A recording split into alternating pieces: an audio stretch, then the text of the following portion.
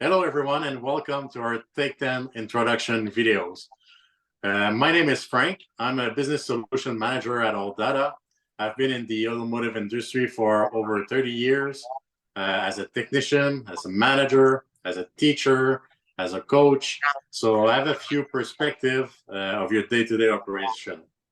11 years ago, I met a guy called Kenny Bennett, as known as Kenny the Coach. And we got together recently and I asked Kenny, can we do, like little 10 minutes videos for my clients so they can learn about different topics on shop management? And Kenny agreed. So that's where the Take 10 videos came out. And Kitty, he's doing one-on-one coaching. He's doing, like a training with you. So he's going to be available to you guys into 2023, like to do coaching with you.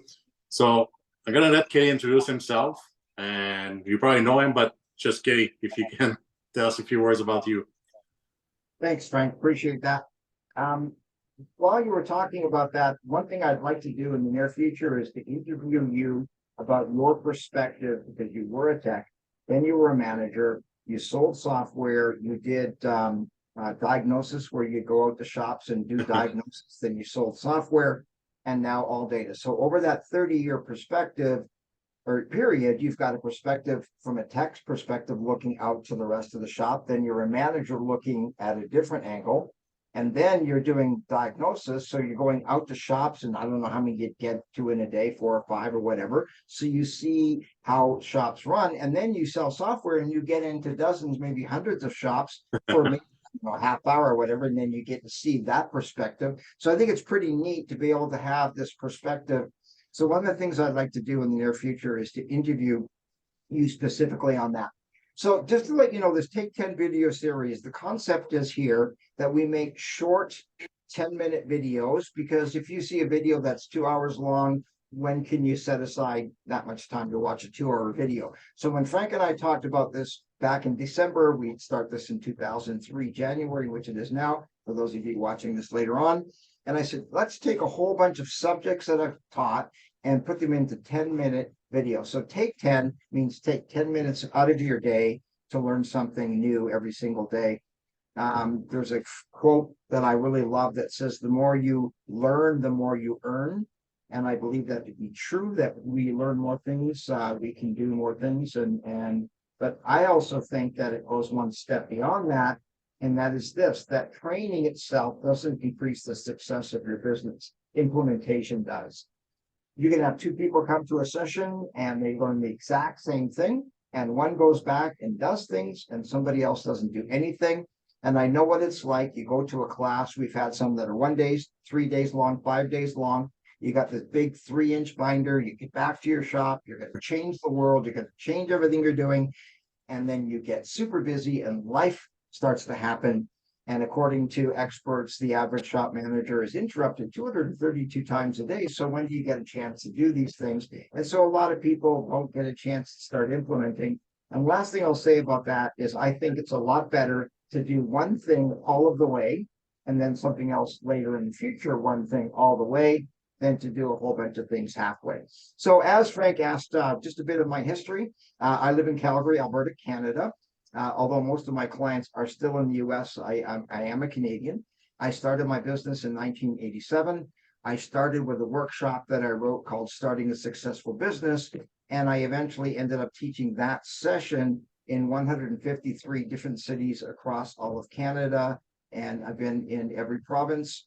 I started working in the US doing automotive management training. And I've been very fortunate to now have been in all 50 states. When I did the Starting a Business workshop, then I wrote workshops on business planning for existing businesses and marketing, financial management. Those are my favorite topics. And I was asked in 1992, I guess it was, to work for the University College in the Fraser Valley. I don't mean work as an employee, but go in and teach. They had contacted me and said, could you do training for the automotive industry? Now I'm going to date myself because I was a service advisor when I finished high school in 1978, 79, and 80. It was a 3-bay Texaco, which I'm really dating myself because in Canada you don't have Texaco anymore. And I don't know why I remember this stuff. The gas was like 16.7 cents a liter. So things have changed. And so now I started doing that training, and I was asked by a large part company here in Canada to do their training. Then the parent company in the US asked me to start doing training with them. And now that's all I do is exclusively do training for automotive repair shops. Back to you, Frank. Thank you, Kenny. Quite impressive. You know, like the background, I'm sure it's going to be, you know, like very good videos for them. To start off, you know, like her short video series, what would you say is the most important overall big picture topic that would benefit the clients today? Or clients? Well, to me, it's good to start with a big picture, because if you start with just a bunch of detail, then you can, get lost in the details. And by the way, this video, because it's our first one, is going to be more than 10 minutes, but future videos, we're sticking to the 10-minute format. And Frank will be sending you at least one video per week. Some weeks it'll actually be 2. I'll explain that in the next video. And also some articles that he'll be sending out as well. So you'll get a little bit of information every single week. To me, training is better as a series of sprints to learn something, do it, learn something, do it, than a marathon of a 5-day class and you go back and your brain's overwhelmed. We went through depth, we went through breadth, we covered a whole bunch of different subjects. Some of them were 3 hours in length, so we did depth. So, but look at the big picture of running a shop. I believe that there's 5 skills that you need to run that business. And I'll just go through these here. But a quote for you first. I wrote this quote quite a number of years ago, that running a successful repair shop is really quite simple. All you need to do is to buy some parts and install them for more than what you paid for them, really. And that's all there is to it, really, except for what?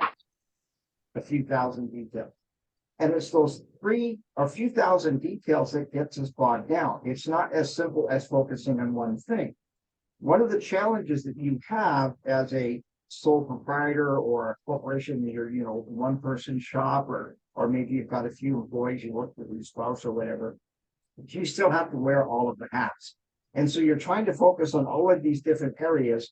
And the problem is when we try to do too many things, even the things we do well, we can't do well anymore because we're focusing on other things. It's kind of like when you're a tech and you're working on a car, you don't have an advisor, you go to the counter and you answer the phone, and then you get back to that vehicle and you think, okay, now where was I? And you have to regroup, where was I? And then a customer wants to talk to you again. And so you're pulled in all of these directions. So you hire staff, and that's great. It minimizes that, but now you've got employees as well as customers trying to ask you information. And then you've got vendors, and you got people like Frank coming in and selling all day, which is the best out, no doubt. But the problem is getting divided between too many things. So what I want to take a look at is there's 5 major hats that are needed to run a business. Nobody is an expert in all 5, nobody. What I'd like you to do as I go through these 5 things is to rank yourself on a scale of 1 to 10. Which of these would you say you are the best at? For example, the first one is the industry specific skills. Now, Frank, how long were you at Tech for? I did 12 years in a shop as a technician. And so were you licensed? Yep. And that program existed back in the day? And I'm not making fun of you because I'm way older. Yeah, it did exist in that day, when I started. 16.7 cents a liter. But industry specific skills, I'm sure you've seen. What percentage of people would you say that you have worked with and still work with are people who got into their own repair shop because they were a technician prior?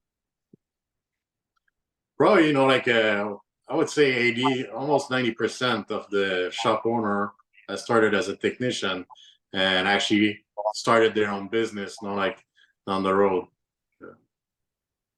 And the challenge with that is you come into the industry with a specific skill, which is great, but that's the hat you want to wear the most. You were a tech before, you're working for somebody else. I'm going to work for myself. I'm going to make more money. I'm going to work less hours, which, as they say, I'm sure you'll appreciate this. You've been self-employed 30 years.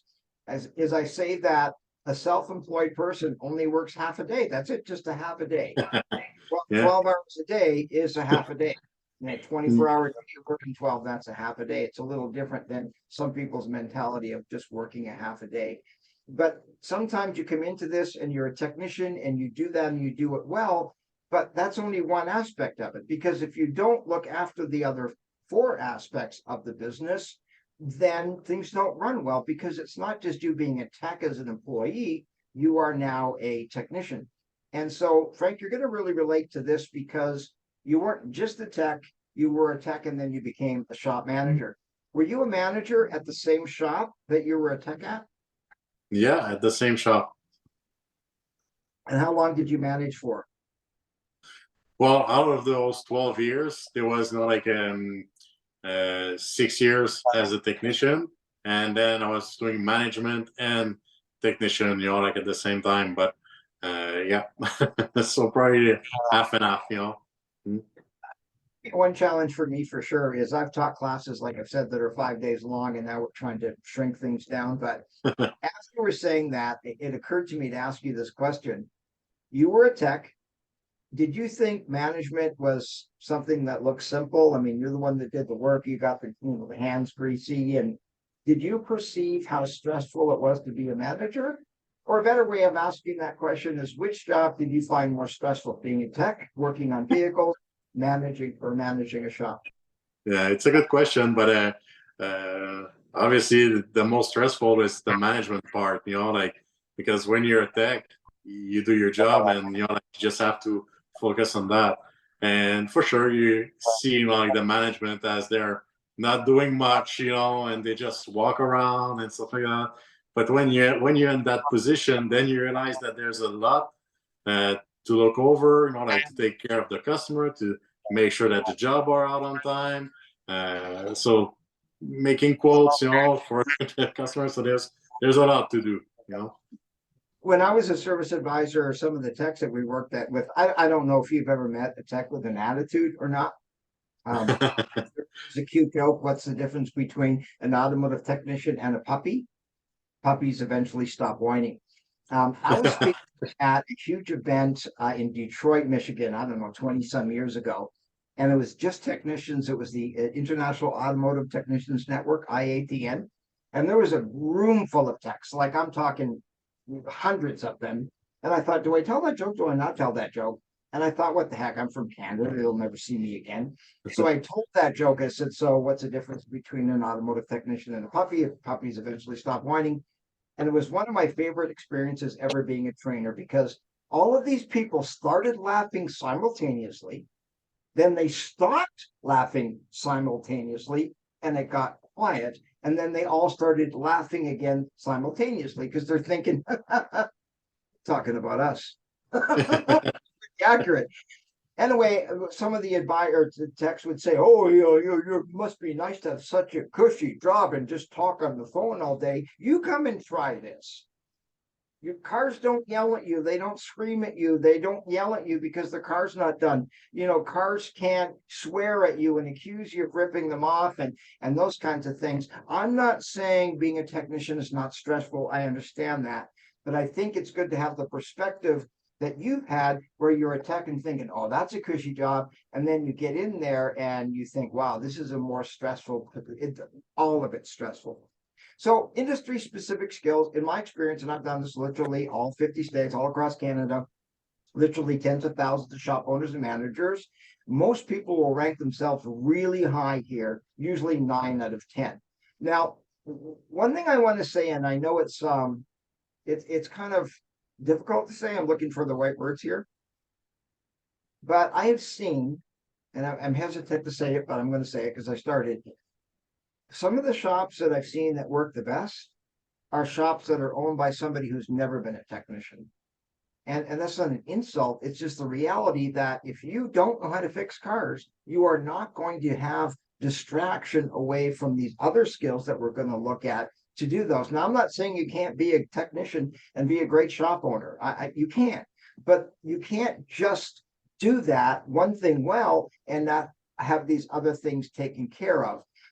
You can't be an expert in all 5. And so the recommendation I have is you do what you do well and farm out the rest. I had a fellow in a workshop one time, I'll never forget it, Denver, Colorado, I'm thinking 20 some years ago. And he said, Kelly, I'm a technician, but I'll tell you, I hate people. He said, I love cars. I have patience with cars, but I can't stand customers. He said, I used to love my customers. Now I can't stand. They're just a bunch of whiny people. And he said, I'm trying to run this business. I'm working on cars. I don't want to deal with people. And the next thing you know, the IRS is on my case. I can't pay my bills and I'm totally stressed out. I'm spending 12, 14 hours a day at my shop. I'm not spending time with my family. Some of these people listening can probably relate to that. And he said, enough is enough.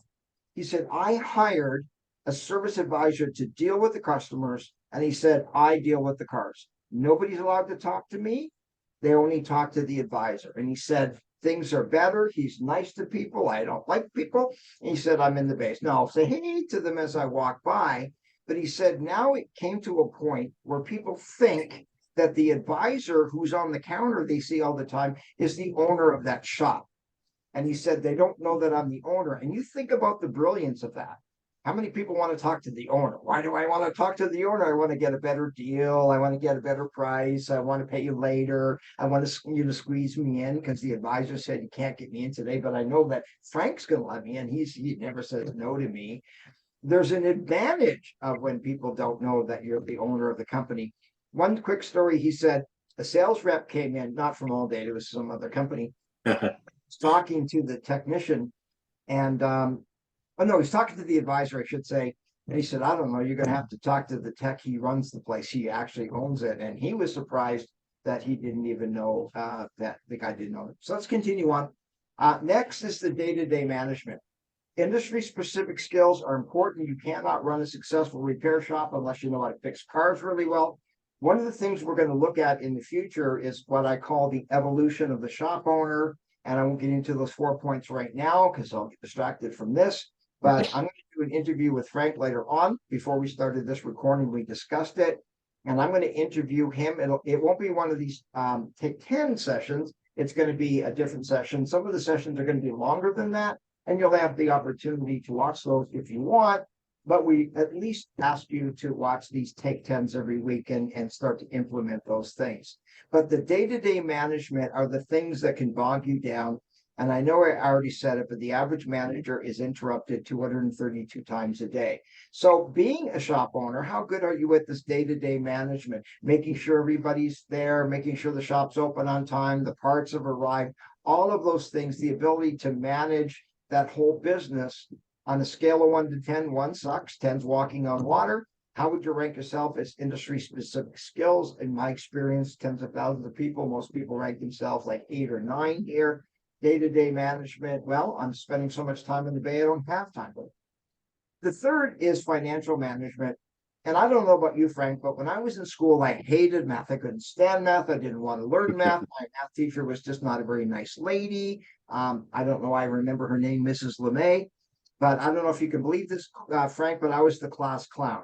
I was the guy that tried to make everybody laugh because I didn't like math. And I remember one day, Mrs. LeMay with her little bun in her hair, she looks at me and she said, look here, Kelly. She said, you're not paying attention. I said, Mrs. LeMay, I hate math. She said, look here, young man. She said, 90% of the jobs out there need math. I said, fine, I'll get one of the 65% that doesn't. I said that in class one time. I said that in a class one time, and somebody said the math doesn't work. That was the point. Now, Yeah, exactly. Go ahead. I said exactly. That's funny. Did you like math in school? Yeah. Did you like math in school? Actually, I did like math. It was one of my favorite. The one that I didn't like was more like literature and stuff like that. But math, science, they were my favorite. So. I did better in English and photography, but financial management is now my favorite. If you gave me a wiring diagram, I am lost. That's not the way my brain works. Give me a financial statement, an income statement, a balance sheet, a cash flow statement. You'll see at one point we have this big composite. It's called the Management and Profit Planner, and it's 167 lines of data. You give me that, I am a happy guy. But unfortunately, when you spend so much time in the Bays, then you don't really have time for the financial management. And I'm not going to try to run down bookkeepers and accountants, but I find that a lot of people, they meet with their accountant or bookkeeper once a month, and it should be at least once a month or once a quarter or once a year.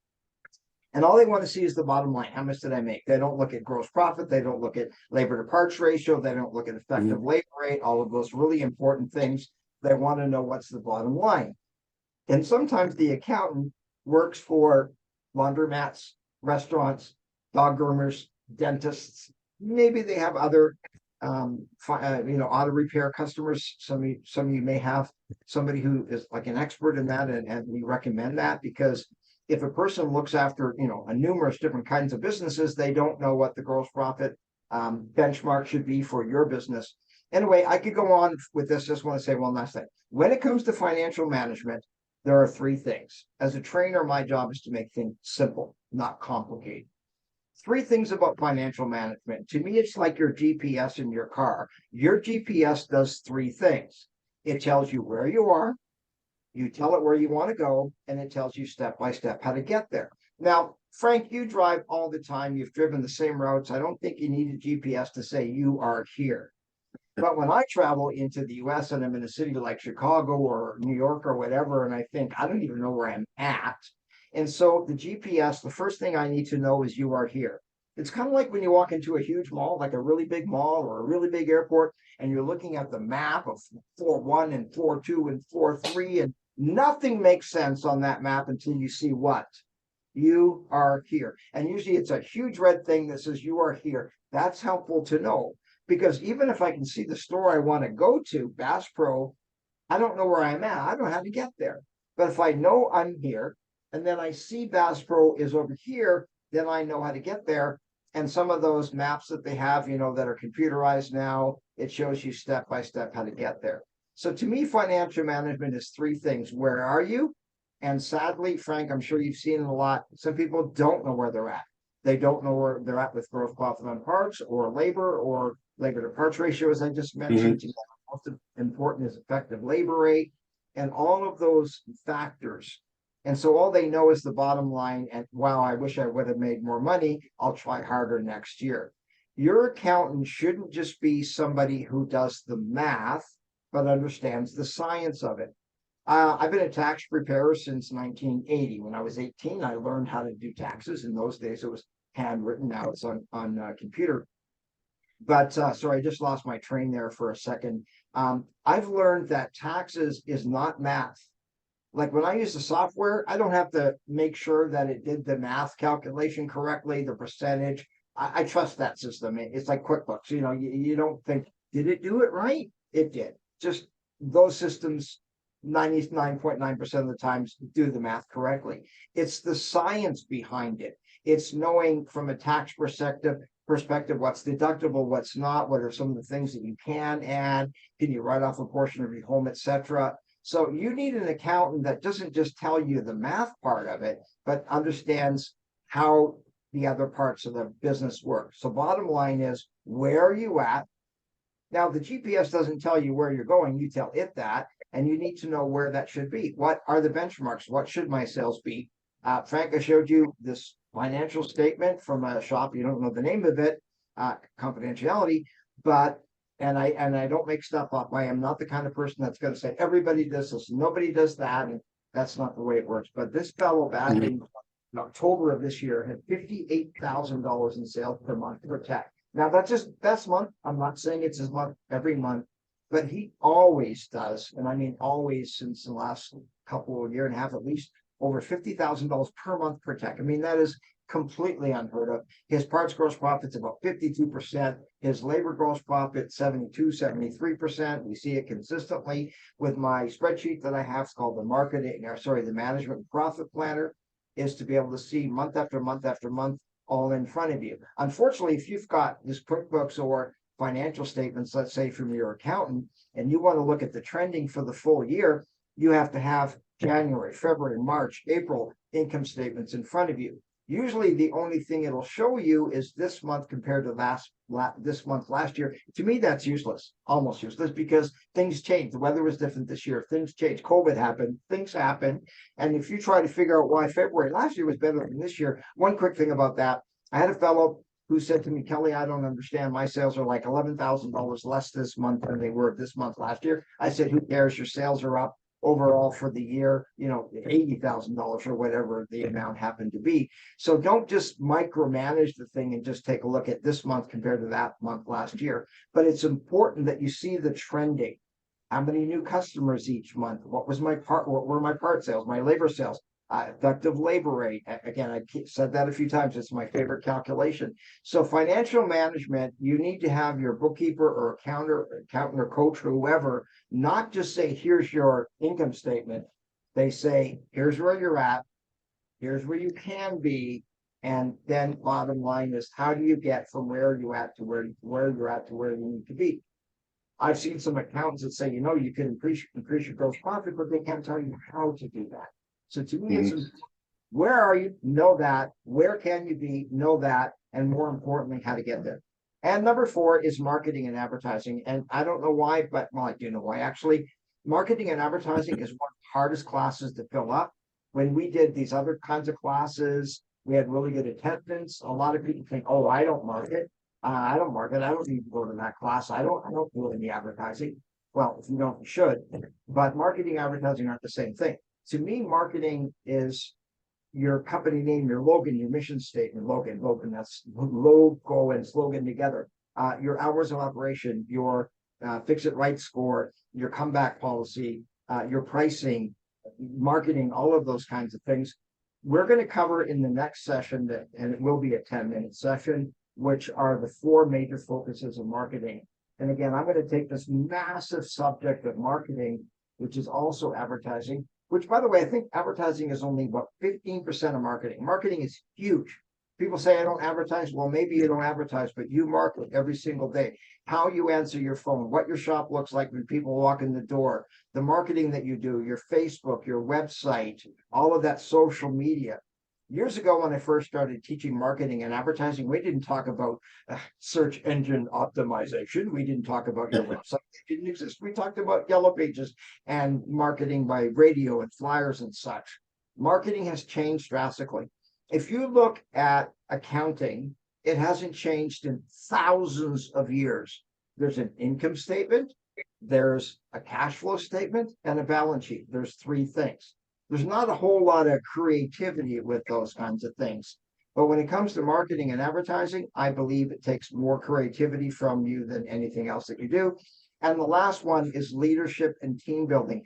The ability to bring in the right people. Why? Because we can't be an expert at all 5 of these things. Stick to what you do well and farm out the rest. My experience has been having people go through, and hopefully you've been following along here and putting a scale of 1 out of 10 on each of these. My experience is the 2 biggest challenges are financial management and marketing. Those are the 2 areas that I find most independent repair shops. Frank, I'm sure you would agree. That's the struggle they have. They're good at fixing cars, day-to-day management. They're pretty good at. They're hiring the right people. But it's this financial management, understanding these numbers, and how do I better market my business? So what we're going to be focusing on the next and actual take 10, which will be 10 minutes, is I'm going to take a look at the 4 major aspects of marketing. Everything you do from a marketing to an advertising perspective relates to be under 4 different categories. And so those are the 5 skills. And back to you, Frank. Again, you asked, what is the basic, what is the big picture stuff? It's these. You need 5 skills to run a successful repair shop. You need to know how to fix cars. You need to know how to manage the business. You have to understand the numbers. You have to market the business well. If you don't do that well, hire somebody to do that. And lastly is leadership and making sure that you have the right people. Back to you, Frank. Thank you, Kelly. Very good information, and looking forward for the next one on the marketing. It's going to be very good. But until then, how can my client reach you, Kelly, if they have any question or if they want to have that one-on-one coaching or participate into your training? Okay, thank you. I didn't mention earlier, but I did write for a magazine back in Canada called Canadian Technician. I wrote for, I believe, 8 or 9 years. In my career, I've written like 100 articles. I'm providing some to Frank to provide to you when he gets up to meet you or send by email. But I always ended the articles with, I'm only an email away. So my email address is Kelly, so Kelly, @kellythecoach.com. So Kelly, K-E-L-L-Y, at K-E-L-L-Y, the coach, like a football coach, except I'm a business coach. So it's Kelly at kellythecoach.com. So I'm only an email away. Perfect. Thank you very much, Kitty. And I'll make sure I'll put your email, like in every publication of the video, so they have it on hands-on, to reach you. Okay, thank you, sir. Appreciate it. And as Thank I you. end Talk to you soon. Bye. onward, talk to you next time.